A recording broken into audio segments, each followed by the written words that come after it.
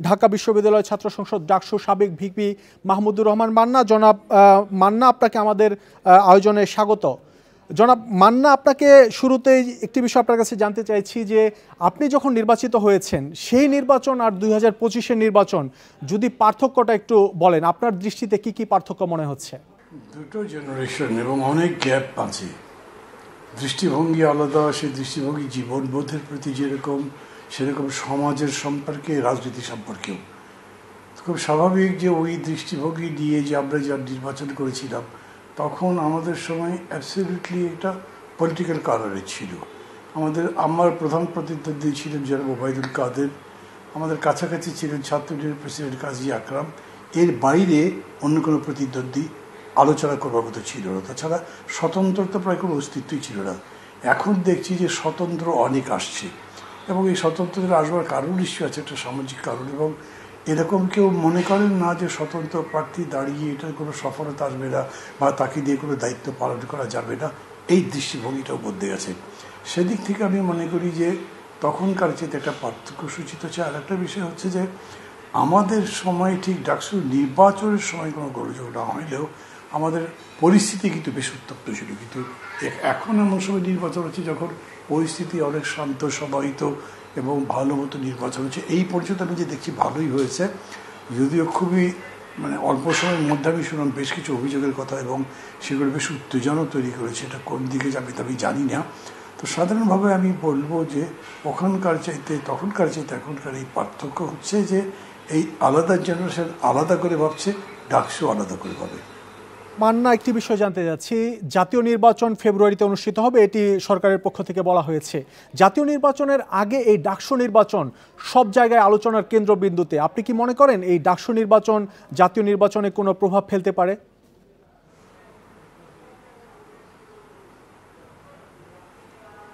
ওটা এখনই ঠিক বলা যাবে না। একটা হলো কি, ধরে এটার ফলাফল কীরকম হয়, কীরকম করে নির্বাচন হয় তার উপরে নির্ভর করছে। নির্বাচনটা যদি খুব শান্তিপূর্ণভাবে হয়, সবাই এটাকে গ্রহণ করে, তাহলে মানুষের মধ্যে একটা পজিটিভ মেসেজ যাবে যে আমরা ভালো কিছু করতে পারি, নির্বাচন ভালো হওয়া সম্ভব, যেটা জাতীয় নির্বাচনে প্রভাব ফেলবে। এমনিতে যত শান্তিপূর্ণভাবে এই পর্যন্ত নির্বাচনটা গড়িয়েছে সেটার একটা পজিটিভ ইম্প্যাক্ট আছে আমি মনে করি জাতীয় রাজনীতির ক্ষেত্রে। এর পরের বিষয় হচ্ছে নির্বাচনের ফলাফল হয় কি, যে দলটা জিতবে তার প্যারেড অর্গানাইজেশন খুব উৎসাহিত হবে, মানুষগুলো ভাববে নিশ্চয়ই ওই দলের অনেক সমর্থন আছে, তাহলে বিষয়টা অন্যরকম করে ভাবা দরকার। বিশেষ করে এইবারে এরকম কেউ কেউ দাঁড়িয়েছেন যাদের গত মেলা বছর ধরে কোনো তৎপরতাই ছিল না, বা তাদেরকে গুপ্ত সংগঠন এগুলো বলা হতো, তাদের সম্পর্কে এখন আলোচনা আছে। তো ওই অর্থে চিন্তার ক্ষেত্রে একটা বিরাট পরিবর্তন হতে পারে জাতীয় রাজনীতিতে। সেটাতে শক্তির ভারসাম্যের ক্ষেত্রে রাজনৈতিক শক্তির কথা বলছি আমি, এক ধরনের নতুন ইকুয়েশন তৈরি করতে পারে। দেখতে হবে ফলাফলটা কেমন হয়। আবার যদি স্বতন্ত্র যেতে, সেটার মানে দাঁড়াবে সামগ্রিকভাবে যে রাজনৈতিক প্রক্রিয়া চলছে তার প্রতি শিক্ষার্থীদের, অন্তত ঢাকা বিশ্ববিদ্যালয়ের শিক্ষার্থীদের একটা ব্যাপক ধরনের অনিচ্ছা, অনীহা বা অনাস্থার প্রকাশ। 2019 সালের ডাকসু নির্বাচনে কিন্তু সহ অবস্থান দেখিনি, সেখানে অনেক ঝামেলা হয়েছিল ছাত্র সংসদের নির্বাচনকে কেন্দ্র করে। আমরা এবার শুরু থেকে দেখছি সহ অবস্থান, এখানে আজকেও সহ অবস্থানের নজির আমরা দেখেছি। তো এই যে রাজনৈতিক দলগুলোর ছাত্র সংগঠনের মধ্যে যে সহ অবস্থান, এই সহ অবস্থান ধরে রাখার জন্য আপনার পক্ষ থেকে কি কি পরামর্শ থাকবে?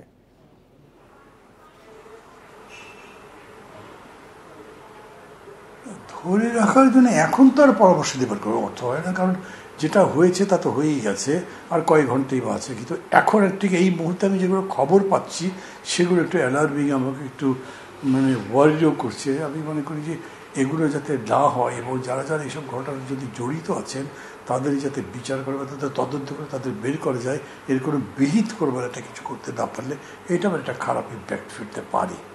এই ডাকসু নির্বাচনে এবার সর্বোচ্চ ভিপি প্রার্থী ৪৫ জন, এই বিষয়টিকে আপনারা কিভাবে দেখছেন? আপনার সময় ভিপি প্রার্থী কতজন ছিলেন?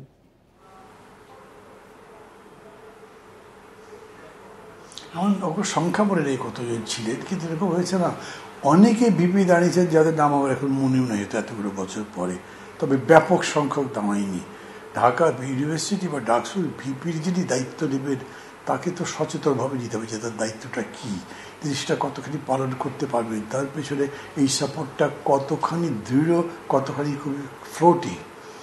তো অনেক স্বতন্ত্র প্রার্থী হয়েছে এখানে। এই যে স্বতন্ত্র প্রার্থীদের তারা দায়িত্ব নিতে সাহস দেখিয়েছিলেন, আমি তাদেরকে ধন্যবাদ দিই। কিন্তু এই দায়িত্ব নেওয়াটা যে কত বড় বিষয় সেটা কি বুঝে করেছেন কিনা তা আমি জানি না।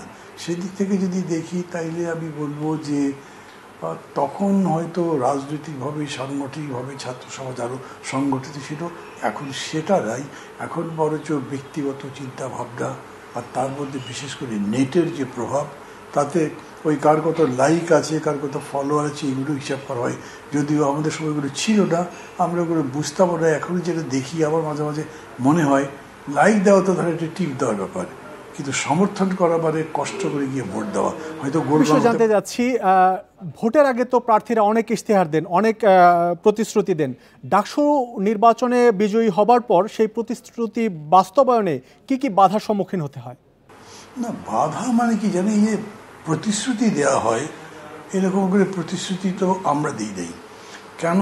আমাদের ওগুলো করবার ক্ষমতাই কি আছে? এটা তার কোনো গভর্নমেন্ট না, এদের কোনো আলাদা করে পাওয়ার ইকোনমি বা অন্য কিছু তো দেওয়া হচ্ছে না। তারা ছাত্রদের সমর্থন পাচ্ছে। তারপরে ধরেন কেউ যদি বলে যে আপনি ইউনিভার্সিটিতে লাইব্রেরি স্ট্যান্ডার্ড বাড়ান, বই আরও বাড়ান, তো এটা তো আর ডাকসু করতে পারবে না, তার জন্য অর্থ বরাদ্দ লাগবে।